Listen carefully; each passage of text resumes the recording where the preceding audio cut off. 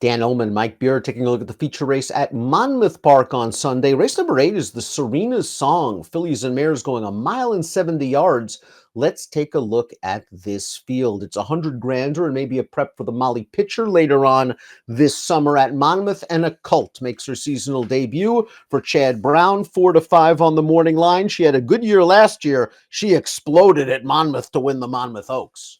Hard to argue with this spot for her off the layoff, Dan. Chad's just found a really good spot for her over a track that we already know that she likes. Let's throw up our time form US pace projector. Not expecting a lot of speed in this race, and maybe that could work against the 7 Accult, who of course has the LP flag indicating she has the fastest time form US late pace rating.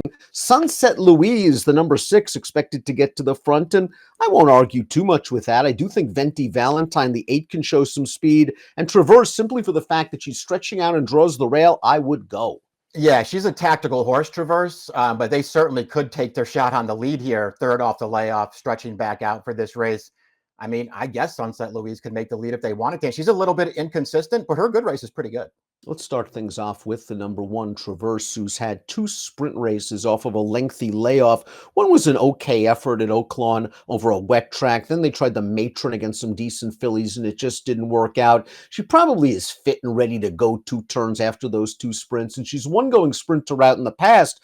My concern is the 2 times they've tested her, she's failed. Yeah, I agree. I don't like that. And listen, when they tested her too, it was off of that 87 Beyer win at Oaklawn. She got a perfect trip in that race. Everything fell right in her direction that day. She took advantage. She looked good winning, but I just felt like maybe she was a little dressed up. So when they tried her in the 2 stakes, it didn't really work out. Listen, there could be a good trip coming for her here. Third off the layoff, stretching back out. An effort like that one at Oaklawn. It's a performance could give her a chance in here for sure. I'm not that much of a believer in this horse at this point. Chitara is kind of interesting, Mike. This is a mare that way back when she started her career in South America won a Group 2 going 1.25 miles. And when she came over here, her prior connections were just interested in sprinting her. They really never wanted to stretch her out. She won 1 allowance race at Keeneland going 2 turns.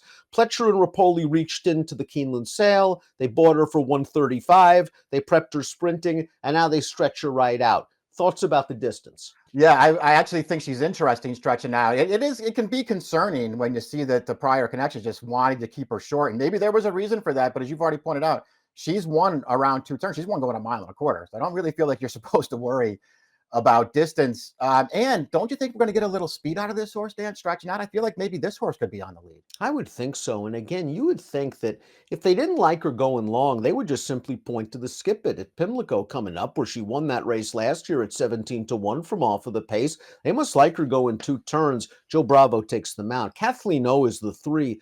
Just seems like this mare's form fell off a cliff. Now, we were never her biggest fan to start off with. She was being beaten at short prices in several graded stakes races, but at least she would come to play. And after that ruffian last spring, she went to the layoff. She's come back with 2 efforts that weren't very good. I'd like to say, well, maybe Gulfstream's not her track, even though she's a Gulfstream graded stakes winner because she doesn't have a lot of speed. Well, would Monmouth really be her track either? Yeah, that's a very valid way to look at that stuff. I don't know what you're supposed to do with her, Dan. I think it's pretty clear that if she can still run at all, and you have to go, the real issue is you have to go back 2 years to get to her good races. I don't like that.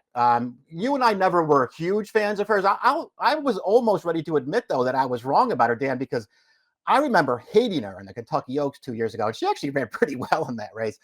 I don't know, man. Her form right now, it's a real turnoff. There's no way I'm betting her in this race, but I'm interested to see what she does because Shug's going to press on with her. That's maybe the biggest sign that maybe there's still some life in Kathleen O, that Shug is pressing on, and it's her 3rd start off of a lengthy layoff. She reminds me a little bit of that Shug mare, Mrs. Danvers, who might have been a little bit of an underachiever a few years ago. But Kathleen O does have races if the favorite stubs her toe. Frosty O'Toole is the number 4. Talk about a mare that doesn't have a lot of early speed. Here's her most recent start, 2nd level allowance at Oaklawn, and she's going to try to wind things up from the back of the pack. And all in all, she runs well to be 2nd, and that came on the heels of a runner-up effort at Laurel in a stakes race that I thought was kind of weak.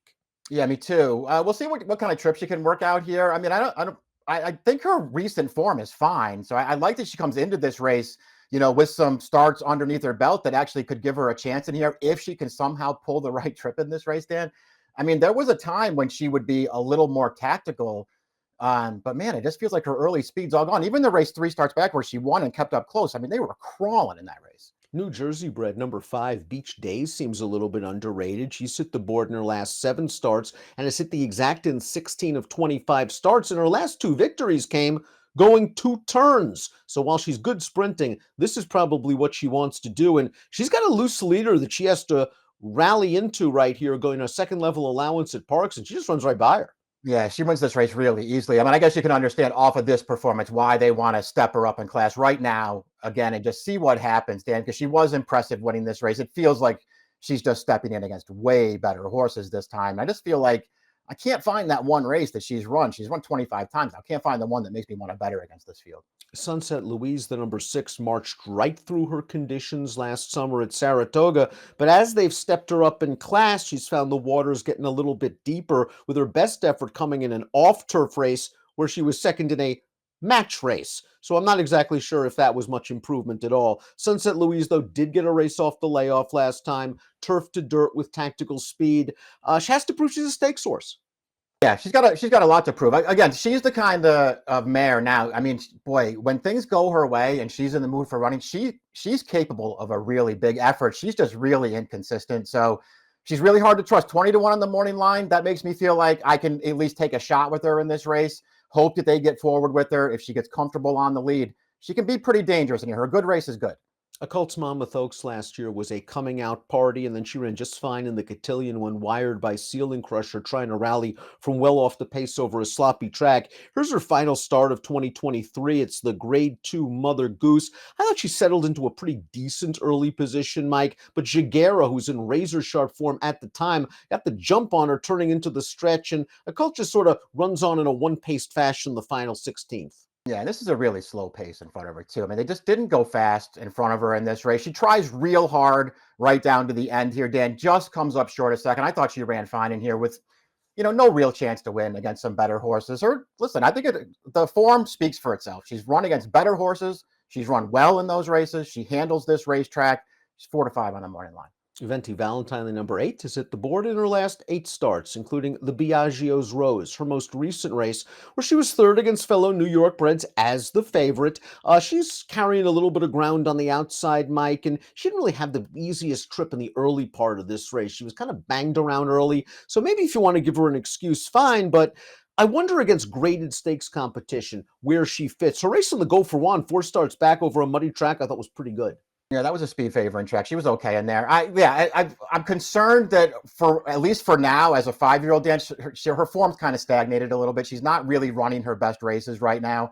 I've never looked at her as a horse, so I feel like it's better the more distance you give her. So out around 2 turns here, even though it's only a mile and 70 yards, I still think it could be pushing her limits. I'm a fan of hers. I just don't like her in races like this. Let's take a look at our top picks for the Serena Song at Monmouth on Sunday. Accult is simply the horse to beat, Mike. Yeah, I just couldn't find a way to really talk myself into anybody else in here, Dan. I feel like if she shows up off the layoff, she beats these horses easily. A little interested in the 6 if she makes the lead. Well, Accult's workmate Randomized was supposed to win last week as a big favorite for Chad and came up just a little bit short. Maybe Accult will need one. Boy, Kathleen O's going to have to find that form, go back to the Wayback Machine. 8-1, maybe I would take on her. I think that seems like a fair price considering her past accomplishments, but I wouldn't take a dime less. 7-6-3-4 for Mike, 3-7-8-2 for me in the Serena Song at Monmouth on Sunday. Good luck.